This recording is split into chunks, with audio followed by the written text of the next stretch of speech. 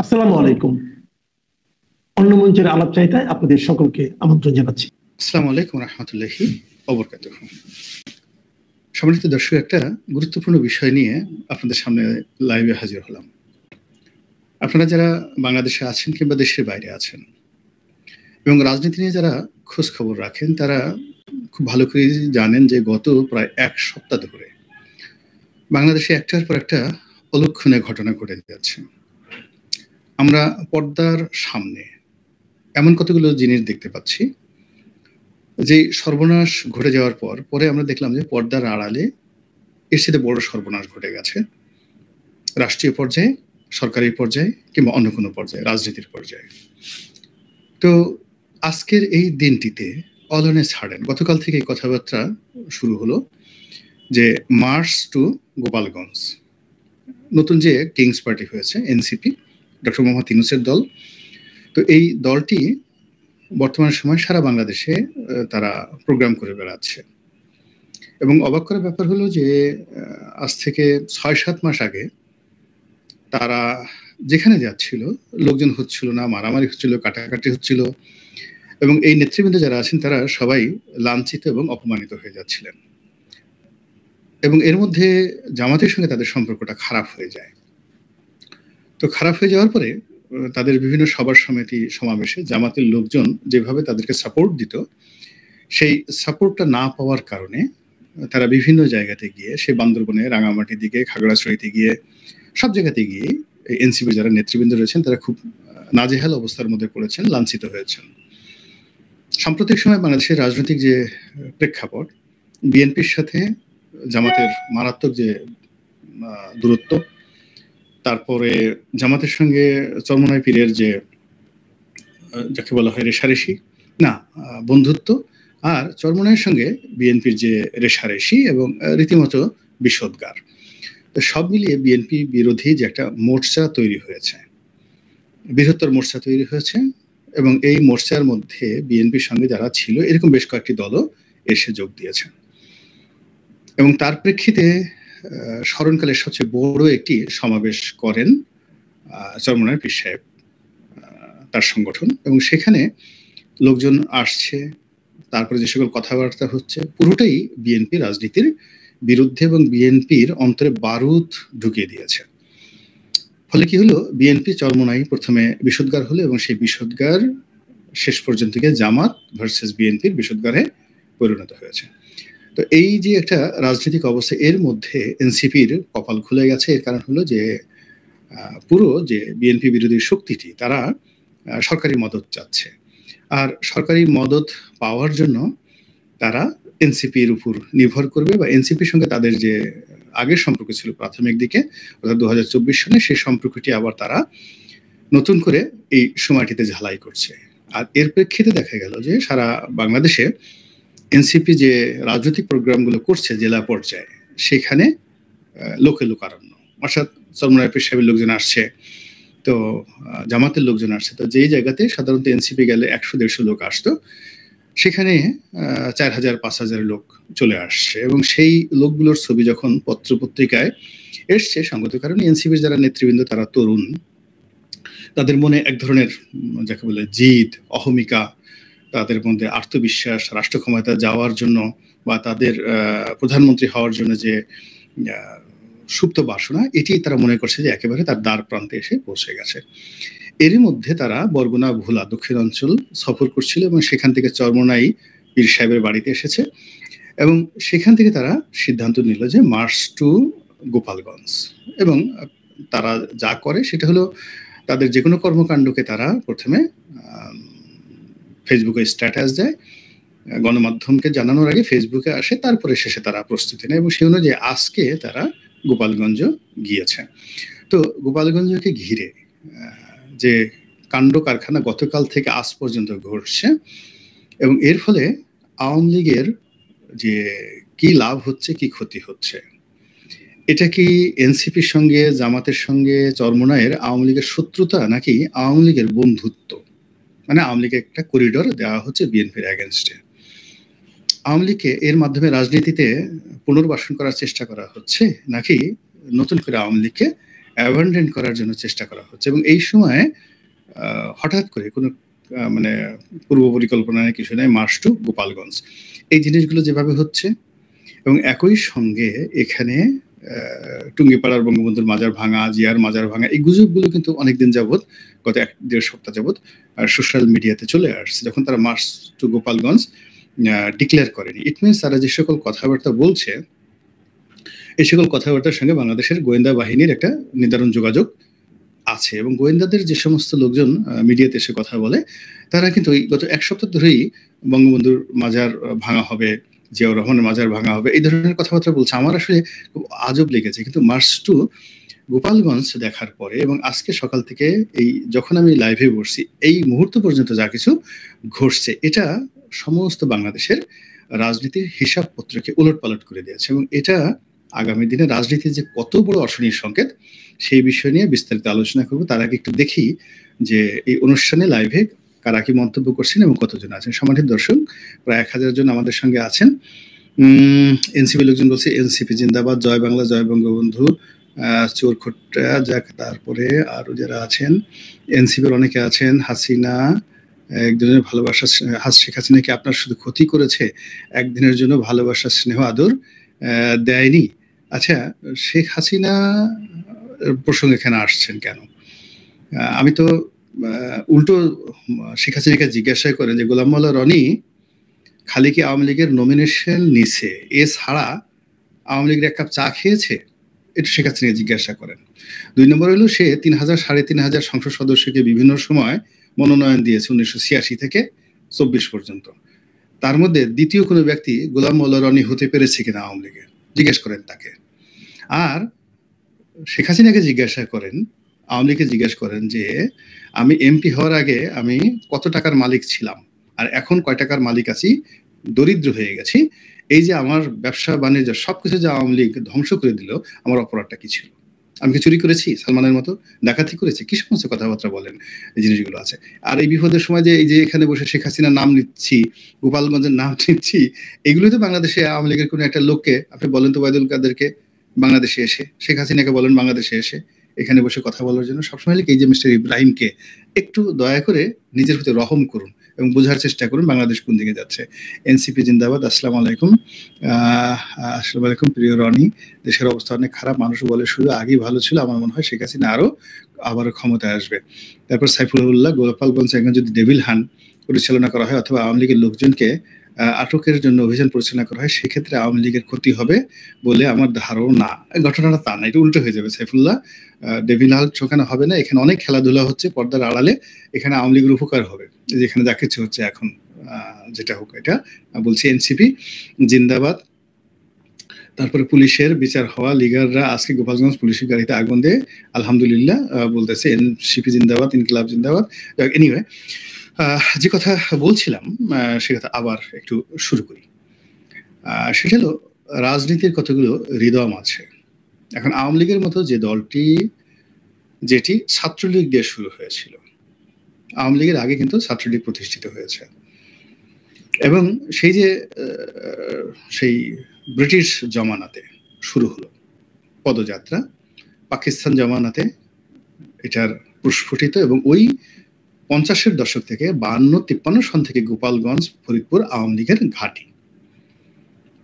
ফলে ওই অঞ্চলের মাটির সঙ্গে মানুষের হৃদয়, মন, মস্তিষ্কের সঙ্গে আওয়ামী লীগ যেভাবে মিশে গেছে, এটি পৃথক করা সম্ভব নয়। এটার যে পলিটিক্যাল ফিলসফি রয়েছে, এটা যে পলিটিক্যাল সূত্র রয়েছে, এটা এই তরুণ প্রজন্মের যারা আছেন তারা যেভাবে বোঝার চেষ্টা করছেন না, অনুধাবন করার চেষ্টা করছেন না, এবং একইভাবে চিন্তা করুন যে ওদেরকে যারা বুদ্ধি দিচ্ছেন, ওদেরকে যারা টাকা দিচ্ছেন, তারাও এই বিষয়টা বুঝতেছেন না।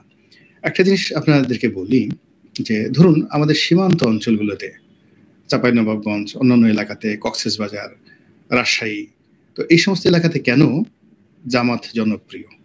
আজকে থেকে নয়, সেই ব্রিটিশ জমানা থেকে কেন জামাত জনপ্রিয়? এটা একটা পলিটিক্যাল থিওরি নিশ্চয়ই আছে। আচ্ছা বলেন তো, বগুড়া, ফেনী, এই কুমিল্লা, এই অঞ্চলগুলোতে বিএনপি কেন জনপ্রিয়? একের বগুড়াতে আপনি বিএনপির ঘাঁটি কেন বলেন? অথবা ধরুন গাইবান্ধা, রংপুর, এই অঞ্চলগুলোতে কুড়িগ্রাম, নীলফামারী কেন জাতীয় পার্টির এরশাদ এখনো জনপ্রিয়, এবং এখনো যদি ভোট হয় ওখানে জাতীয় পার্টির প্রার্থী জয়লাভ করে আসবে কেন বলেন? আমরা তো সারা বাংলাদেশ জাতীয় পার্টিকে কোনো পার্টি মনে করি না, দলই মনে করি না, কিন্তু বাস্তবতা হলো যে উত্তরবঙ্গে এখনো ফেয়ার ইলেকশন দিলে তারা 25 থেকে 30টি সিট ওখান থেকে ইলেকশনে পাশ করে আসবে। জাতীয় পার্টির বাইরে ওখানে লাঙ্গলের বাইরে কোনো প্রতীকে কাজ করবে না। তদ্রূপ বৃহত্তর ফরিদপুর, মানে গোপালগঞ্জ, ফরিদপুর, রাজবাড়ী, তারপরে শরীয়তপুর, মাদারীপুর, এখান থেকে এগিয়ে যান বরিশালের মধ্যে অর্ধেকটা বরিশাল, পটুয়াখালীর অর্ধেক, বরগুনার অর্ধেক, মানে এই দক্ষিণাঞ্চলের জেলাগুলো অর্ধেক বিএনপির আর অর্ধেক হলো আওয়ামী লীগ। কিছু কিছু আওয়ামী লীগ আমাদের বরিশাল বিভাগে আছে এলাকাতে, যেখানে টুঙ্গিপাড়ার চাইতে বা গোপালগঞ্জের চাইতেও সেখানে আওয়ামী লীগ বেশি জনপ্রিয়। যেমন আমার যে নির্বাচনী এলাকা গলাচিপ এবং দশমিনা, এটা এখানে আপনি কল্পনা করতে পারবেন না এখানে আওয়ামী লীগ কি পরিমাণ জনপ্রিয়। এরকম রয়েছে। এই কারণটা কি? কারণটা হলো রাজনীতির একটা সূত্র রয়েছে। সেই সূত্রটা হলো এটা বংশ থেকে বংশ পরম্পরায় এটা যাকে বলা হয় ভাইরাসের মতো ছড়াতে থাকে। বাপ যে রাজনীতি করে ছেলে সেই রাজনীতি করে। এটাই আমাদের দেশ নয়, সারা দুনিয়াতে হাজার বছরের ইতিহাস। আবার ধরুন আঞ্চলিকতা ভেদে, অর্থাৎ নেতা যে এলাকার সে এলাকার লোকজন তাকে সাপোর্ট করে। এমনকি আপনি ধরেন এলাকাতে যে চেয়ারম্যান ইলেকশন হয়, উপজেলা ইলেকশন বা এমপি ইলেকশন হয়, সেখানেও একটা আঞ্চলিকতা কাজ করে। দুটো থানা আছে, একটা থানাতে ধরেন 50,000 ভোট, আর একটা থানাতে 1.5 লাখ ভোট। তো এমপি ইলেকশন যদি করতে হয় তো ওই 1.5 লাখ ভোট যে এলাকাতে, ওই এলাকার প্রার্থী হতে হবে। যে দল ওই এলাকার প্রার্থী দেবে তারাই জয়লাভ করবে। কিন্তু দেখা গেল আপনি খুব যোগ্যতম একটা প্রার্থী দিলেন, কিন্তু তার বাড়ি অন্য থানায় যেখানে 50,000 ভোট, সেই প্রার্থী কোনোদিন বাংলাদেশে পাশ করবে না। এটা হলো আমাদের দেশের রাজনীতির একটা নর্মস এবং কালচার। তো সেই দিক থেকে এই যে গোপালগঞ্জ, এটা একেবারে আওয়ামী লীগ যতদিন আছে, বঙ্গবন্ধু যতদিন এই নামটা থাকবে বাংলাদেশে, ততদিন পর্যন্ত এই গোপালগঞ্জ, বৃহত্তর ফরিদপুর, এটা আওয়ামী লীগের একটা ভোট ব্যাংক। এই গেল এক। 2 নম্বর হলো যে এনসিপি যে এখানে যে গেলেন বা যারা এইখানে অনুষ্ঠান করতে গেলেন, এটা তাদের ঠিক হয়েছে কিনা? আমি বলবো যে এটা কোনো অবস্থায় তাদের ঠিক হয়নি। এটা তাদের একটা রং সিদ্ধান্ত। তারা বয়সের তরুণ, রাজনীতির এই খেলাধুলাগুলো তারা বোঝেন না, এবং তারা এখনো পর্যন্ত আওয়ামী লীগ, বিএনপি, জামাতের মতো কম্পোজিট যোগ্যতা অর্জন করেনি। মানে যেমন বিএনপিতে বুদ্ধি দেওয়ার জন্য বিএনপির ভিতরে লোক আছে, তাদেরকে কোনো ইউটিউবারের বুদ্ধি দরকার হয় না। আবার বিএনপিকে ফাইন্যান্স করার জন্য বিএনপি করে এরকম লোকই আছে, টাকা পয়সা দেওয়ার মতো। আওয়ামী লীগেরও আছে, জামাতেরও আছে। তাহলে টাকা আছে, নিজেদের বুদ্ধি আছে, আর নিজেদের সাংগঠনিক ক্ষমতা রয়েছে। তো সেই দিক থেকে আপনি চিন্তা করেন এনসিপির যে ফান্ডামেন্টাল পাওয়ার কি? তাদের তো কোনো ফান্ডামেন্টাল পাওয়ার নেই। এটা আবেগ। মানে আমাদের দেশের যে গণ অভ্যুত্থান হয়েছে, শেখ হাসিনার পতন হয়েছে, এই আবেগের যে ফসল আমাদের কিছু তরুণ বিপ্লবী, এই আবেগটাই শুধুমাত্র তাদের পুঁজি। কিন্তু তাদের রাজনৈতিক অভিজ্ঞতা, তাদের অর্থ, তাদের বংশমর্যাদা, তাদের যাকে বলা হয় কানেক্টিভিটি, সোশ্যাল কানেক্টিভিটি, এটি ছাত্রলীগ বা ছাত্র দলের, আপনি ধরুন 100 জন ছাত্রলীগের 100 জন নেতার মধ্যেও, মানে এখন যারা এখানে শীর্ষ পর্যায়ে আছেন তারা তাদের বিগত জীবনে পৌঁছতে পারেননি, এবং এখনো যদি এদের পেছন থেকে ডক্টর ইউনূসকে সরিয়ে নেওয়া হয়, তারপরে শেষে এদের পেছন থেকে যদি জামাত সরে যায়, এদেরকে যারা টাকা পয়সা দিচ্ছে তারা যদি টাকা পয়সা না দেয়, তাহলে এখানে যারা নেতৃবৃন্দ রয়েছেন তারা ছাত্রলীগ, শিবির এবং ছাত্র দলের যে টপ 100 যে লিডার, তাদের সঙ্গে এক টেবিলে বসে রাজনীতি করবেন। এই অবস্থায় তারা এখনো পৌঁছান নাই। তো ফলে কি হচ্ছে, তারা টাকা আনছে কোনো শিল্প গ্রুপের কাছ থেকে। ইউনূস সাহেব তাদেরকে টাকা ওইভাবে দিচ্ছেন না, কেন? ইউনূস সাহেব বেসিক্যালি একজন কৃপণ মানুষ, এবং তিনি উপার্জন করতে জানেন, কিন্তু রাজনীতির ময়দানে টাকা খরচ করতে হলে বিশাল একটা হৃদয় লাগে, হার্ট লাগে। তো সেটা ইউনূস সাহেবের এখনো হয়নি। ফলে ইউনূস সাহেব এই ছেলেদেরকে টাকা দিচ্ছে, আমাকে সেটা মনে হচ্ছে না। ফলে এই ছেলেরা বিভিন্ন কর্পোরেট হাউস থেকে তারা টাকা পয়সা আনছে। ফলে সেই কর্পোরেট হাউসের বুদ্ধি তাদেরকে শুনতে হচ্ছে, ডিমান্ড তাদেরকে শুনতে হচ্ছে।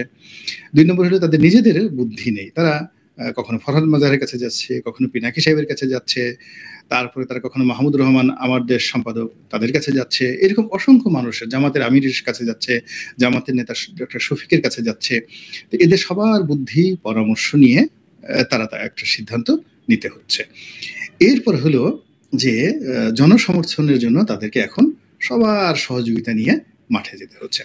তো সেই ক্ষেত্রে এই শক্তি, এখানে আবেগ এবং মানে তাদের পুরো যে শক্তির যে সূচকগুলো আছে যেগুলো বাইরে থেকে আসছে, এইগুলো নিয়ে সামনে এগোনোর জন্য তাদের সবচেয়ে নিরাপদ জায়গা ছিল ঢাকা শহর এবং অন্যান্য যে সকল মেট্রোপলিটন সিটিগুলো রয়েছে, যেমন গাজীপুর, নারায়ণগঞ্জ, রাজশাহী, সিলেট, এই জায়গাগুলোতে যেখানে আধুনিক লোকগুলো বসবাস করে, শিক্ষিত লোকগুলো বসবাস করে এবং যেটাকে ফ্লোটিং ভোট বলা হয়, ভ্রাম্যমান ভোট বলা হয়, সেই ভ্রাম্যমান ভোট সবচেয়ে বেশি এই সমস্ত এলাকাতে।